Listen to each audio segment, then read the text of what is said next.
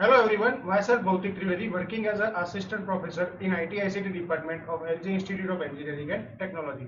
So I will explain you the concept of software defined network in advanced networking protocol subject. So first of all, that is known as a SDN, software defined network. So what do you mean by software defined network? What's the definition behind the software defined network? So here you just see, first of all, a network in which the control plane is physically separate from the data plane.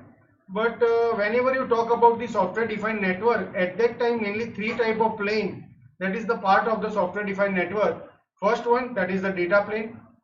Second one, that is the control plane. And third one, that is the management plane.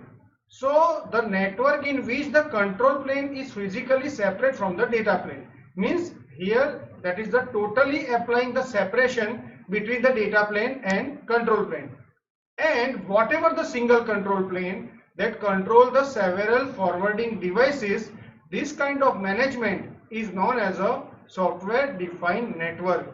So must remember one thing, whenever you talk about the software defined network, so that is a one kind of separation of the data plane with the control plane. And how I organize the control plane? So that control several forwarding devices. So that's the definition behind the software defined network. After that, here you just see software defined network supported which particular component. So here you just see in this particular figure, first one, the arrangement of the control means all the forwarding devices. Here you just see in this particular figure all the forwarding devices. After that, this particular forwarding device is with using the concept of packet, it directly supported, it directly attached with the control plane. And all of you know the control plane directly managing all the forwarding devices. So here I can directly say that that is a one kind of management of the forwarding devices with the help of control plane. After that, how I organize this? So for this, here I manage one global network mapping. You just see in this particular figure also. And how I managing this thing? So with using the control program, I can do that.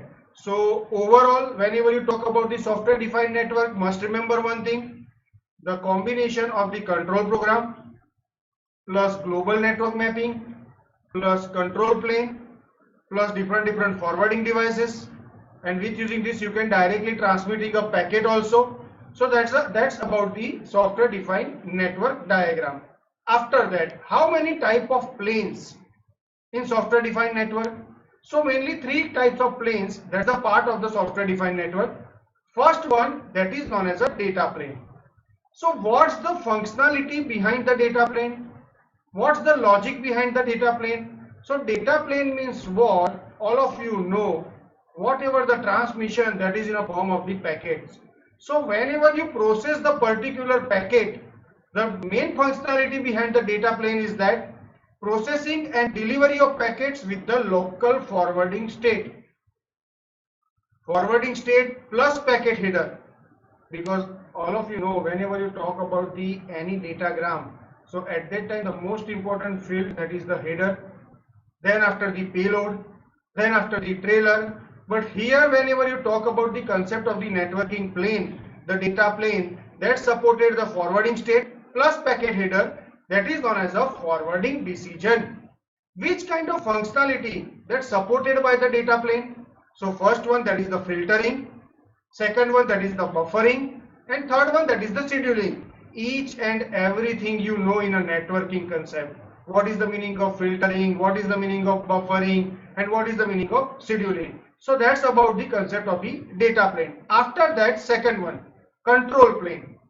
Why we use the control plane in software defined network? So that is generally used for computing purpose.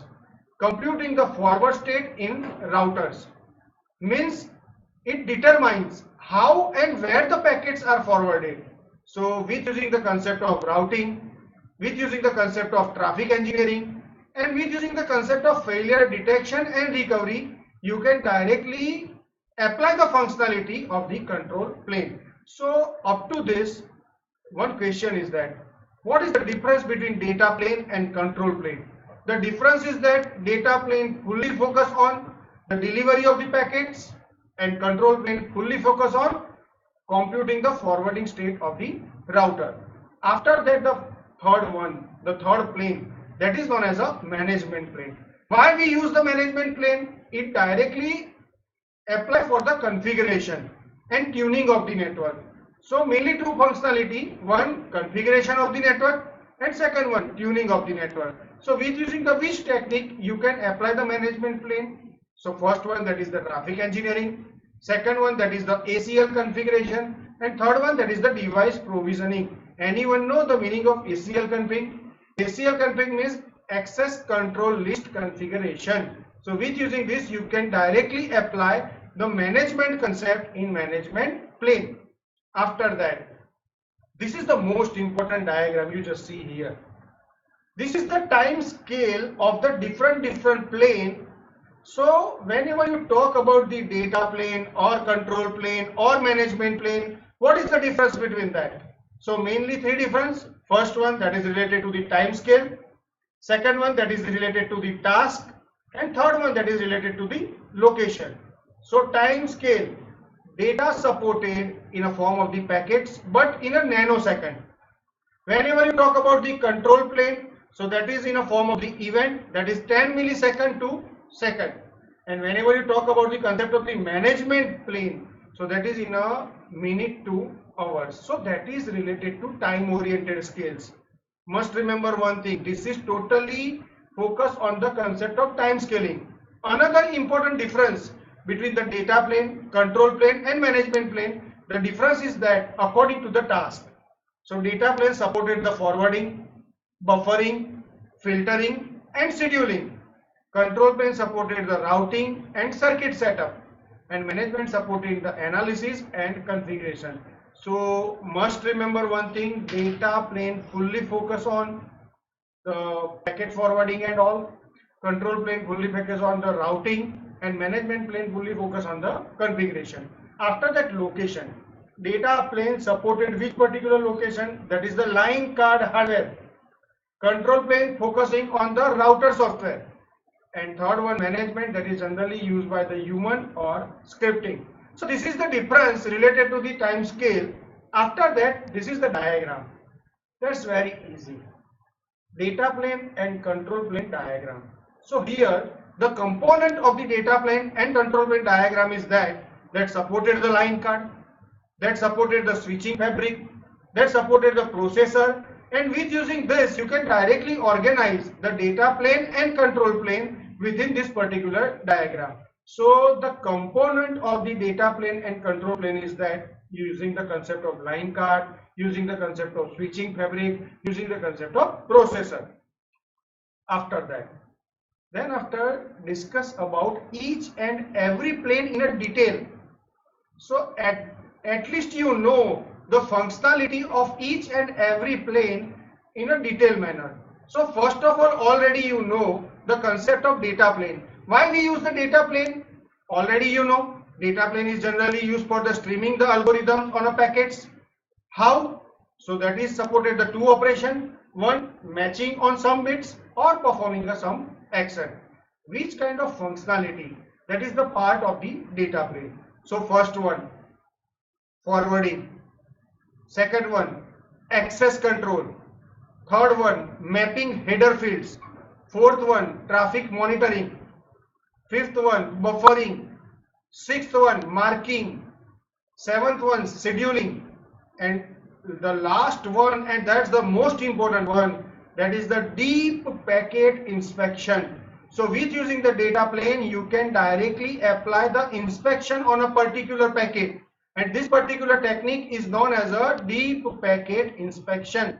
So that's about the functionality of the data plane. After that, then after one question arises in my mind, what is the difference between forwarding and routing?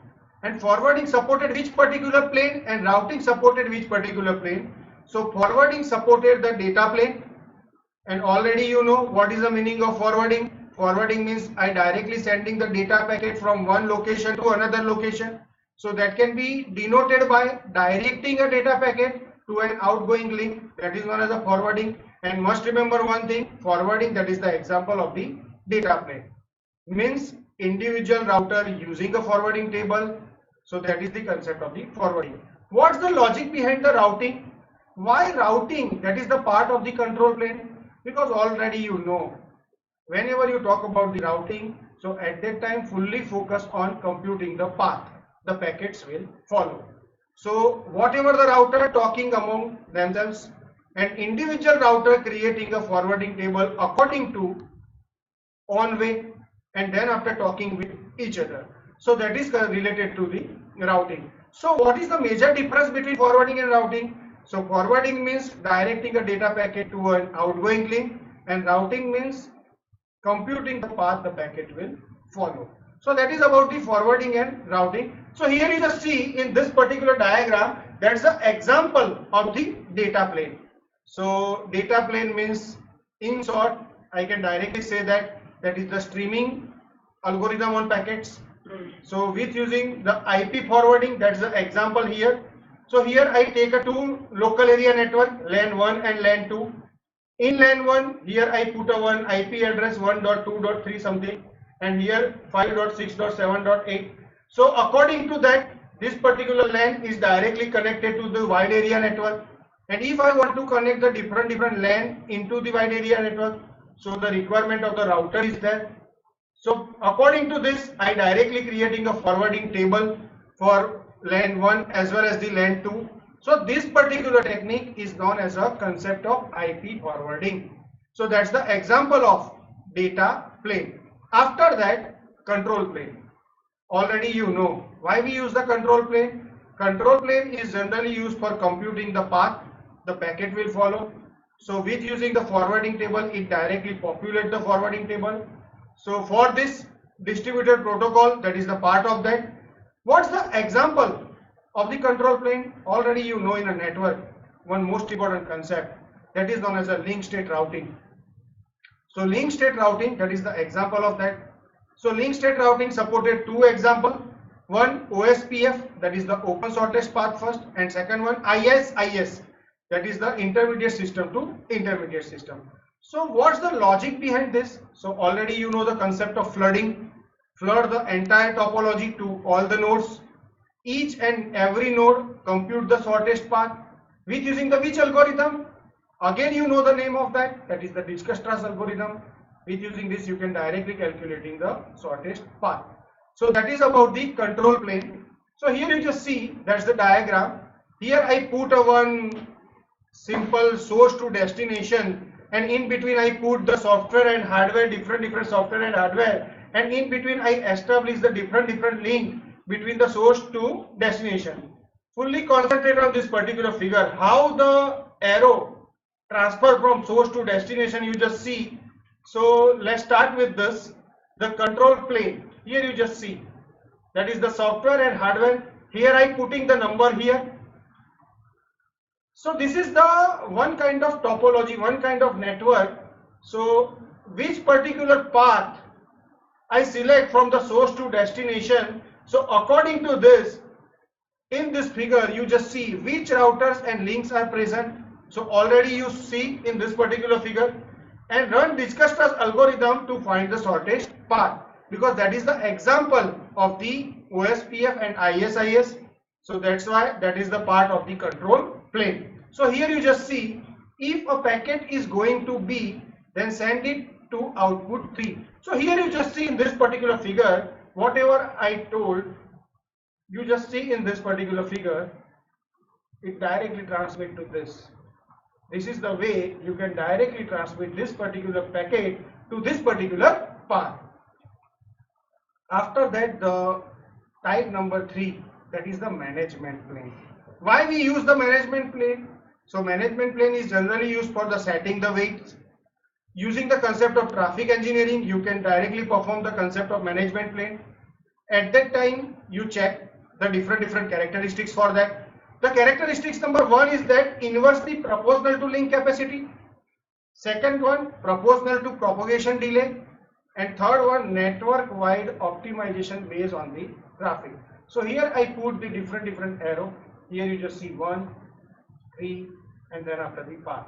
So that's a simple example of the traffic engineering. And the last point related to the management plane, and last point related to this particular session, what's the challenges behind the management plane? Must remember one thing, currently whatever the discussion is that mainly three types of plane. First one, data plane. Second one, that is the management plane. So here you just see indirect control. First challenge, that is the indirect control. What is the meaning of indirect control? So at that time you're not changing the path, but in place of the path you changing the weight. That's the part of indirect control. So that's the one kind of complex optimization problem when you are using the concept of indirect control. After that, second category, uncoordinated control. So uncoordinated control means what? Cannot control which router update first, means no controlling at all. So that can be treated as a uncoordinated control.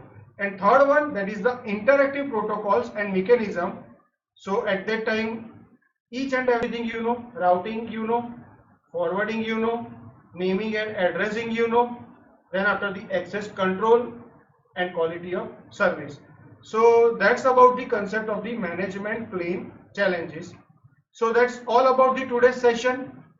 Mainly three type of plane, one data plane, second one control plane, and third one, that is the management plane. So whatever the discussion here, that is totally related to the SDN, that is the software defined network.